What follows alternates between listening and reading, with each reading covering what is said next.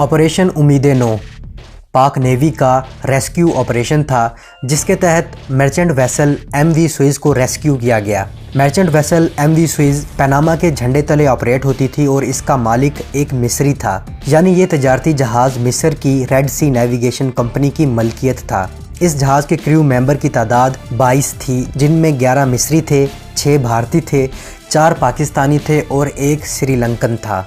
2 अगस्त 2010 को ये बहरी जहाज़ कराची से सीमेंट बैग्स का कार्गो एरिट्रिया लेकर जा रहा था और जब ये जहाज़ गल्फ ऑफ एडन पर पहुंचा तो सोमाली पायरेट्स या सोमाली बहरी लुटेरों या कज़ाकों ने इस जहाज़ पर हमला कर दिया। गल्फ ऑफ एडन का ये रास्ता कज़ाकों के हमले के हवाले से मशहूर है। बहरी कज़ाक अक्सर इधर से गुजरने वाले बहरी जहाज़ों को कैप्चर करते हैं और मुंह मांगी कीमत वसूल करके इन जहाज़ों को छोड़ते हैं। MV सुइज़ पर जब सोमालियन बहरी कज़ाकों ने हमला किया तो इब्तदाई इतलात मौसूल होते ही यूरोपीय यूनियन की बहरी फोर्स सोमालिया का एक कॉम्बैट हेलीकॉप्टर इस बहरी जहाज़ की मदद के लिए रवाना कर दिया गया, लेकिन बहरी कज़ाकों ने हेलीकॉप्टर के पास पहुंचने से पहले ही इस बहरी जहाज़ की कमान संभाल ली थी और अमले को यरगमाल बना लिया था।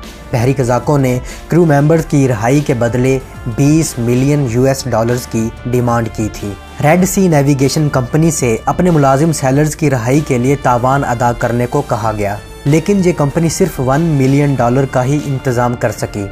मतलूबा रकम ना मिलने पर इन बहरी कज़ाकों ने क्रू मेंबर को इजाज़त दी कि वो अपने अपने मुल्क की हुकूमतों से रब्ता करें और तावान की अदायगी का कहें। सो रब्ता करने के बाद इजिप्शियंस, इंडियंस और पाकिस्तानी अथॉरिटीज़ की इस मामले पर तबादला ख्याल करने के लिए दुबई में मीटिंग्स होती रहीं। इन मुलाकातों में मिस्र के शिप्स ऑपरेटिंग फर्म के प्रेसिडेंट अब्दुल मुगीद मतर, इंडिया के राज्यसभा के मेंबर कंवरदीप सिंह और पाकिस्तान के डिप्लोमेट्स जो कि ह्यूमन राइट्स एक्टिविस्ट के हवाले से मशहूर और साबिक वफाकी वज़ीर बराए इंसानी हकूक़ इंसार बरनी और गवर्नर सिंध डॉक्टर इशरतुल अबाद खान शामिल थे।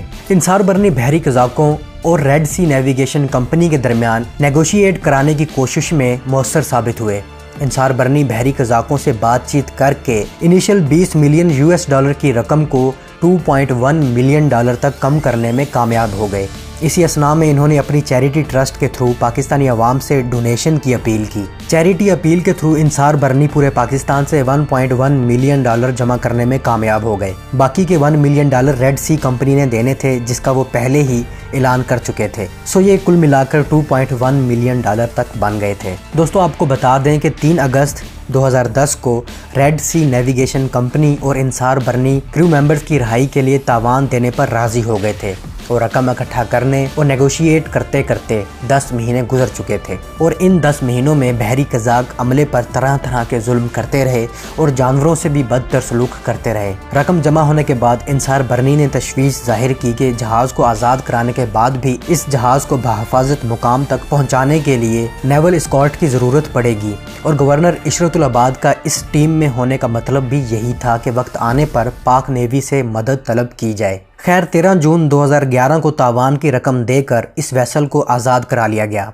16 जून को PNS बाबर को कोड नेम ऑपरेशन उम्मीद-ए-नौ के अंडर इस बहरी जहाज़ को बहफाजत वापस लाने के लिए भेजा गया। ये ऑपरेशन 2 स्टेजेस में जाकर कंप्लीट हुआ। पाक बहरिया ने PNS बाबर को SSGN की टीम, मेडिकल टीम और खाने की फराहमी के साथ रवाना किया था और जब PNS बाबर इस MV सुइज़ को वापस ला रहे थे तो एक मरतबा फिर दूसरे बहरी कज़ाकों ने इस बहरी जहाज़ को हाईजैक करने के लिए हमला कर दिया।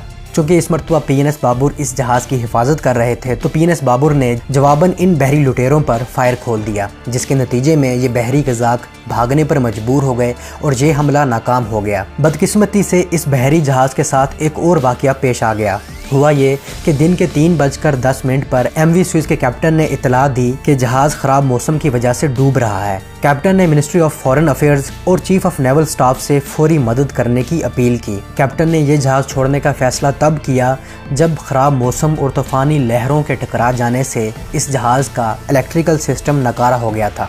एडमिरल नुमान बशीर ने PNS बाबर को ऑर्डर दिया कि इस जहाज़ के अमले की जान बचाई जाए। सो PNS बाबर ने इस अमले को अपने वेसल पर शिफ्ट करके इस अमले की जान बचाई। इसके बाद इस अमले को पाकिस्तान नेवी के एक और फ्रेगेट PNS जुल्फ़िकार पर शिफ्ट कर दिया गया। और बिलाखिर इस हमले को बहफाजत कराची उतार दिया गया। 6 हिंदुस्तानी सेलर्स को कराची एयरपोर्ट से दिल्ली रवाना कर दिया गया। इस अगवा होने वाले जहाज के कैप्टन NK शर्मा कहते हैं कि हम सारी उम्मीदें खो चुके थे और पाकिस्तान ने जो कुछ किया है वो काबिल तारीफ है। वो हमारी मदद को आए और इस बात की परवाह नहीं की कि हम इंडियंस हैं। एक और इंडियन सेलर प्रशांत चौहान कहते हैं कि एक आजमाइश के बाद आज़ाद होने पर बहुत खुश हूँ। हमें जरगमाली के दौरान मामूल के मुताबिक पीटा जाता था और नाकिस खाना खिलाया जाता था।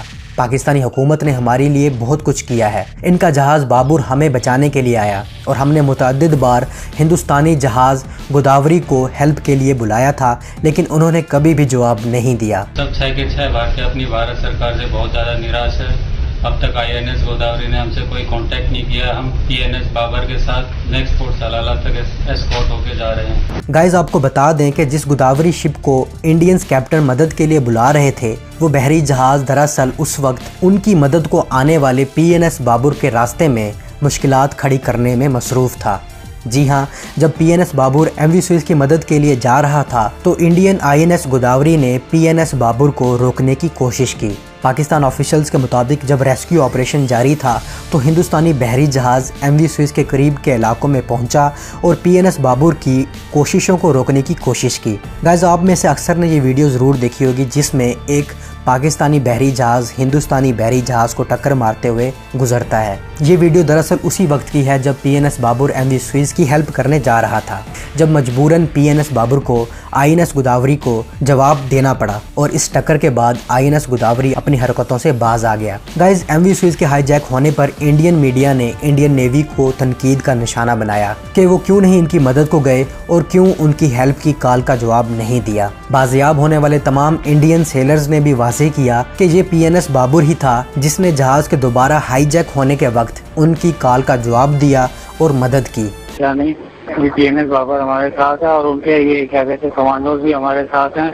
वो हमारी पूरी मदद कर रहे हैं। वो हमें 3 टाइम का खाना बना के भेजते हैं। हमारे पास 2 दिन से लाइट नहीं है यहाँ पर। मजीद ये कि अगवा होने वाले जहाज़ के मालकान ने इंडिया के NDTV को बताया कि इन्होंने मदद के लिए इंडियन गवर्नमेंट से रजू किया था। NDTV को ईमेल में कंपनी के सीनियर ओहदेदार ने कहा कि मैंने हिंदुस्तानी नेवी से रब्ता किया लेकिन कोई जवाब नहीं आया। मैंने इन्हें कई बार फ़ोन भी किया लेकिन जवाबन उन्होंने मुझे नेटो की हॉटलाइन पर कॉल करने का मशवरा दिया और कहा कि उनसे पूछें कि उनका कोई वारशिप उस एरिया में मौजूद है तो मदद के लिए आए।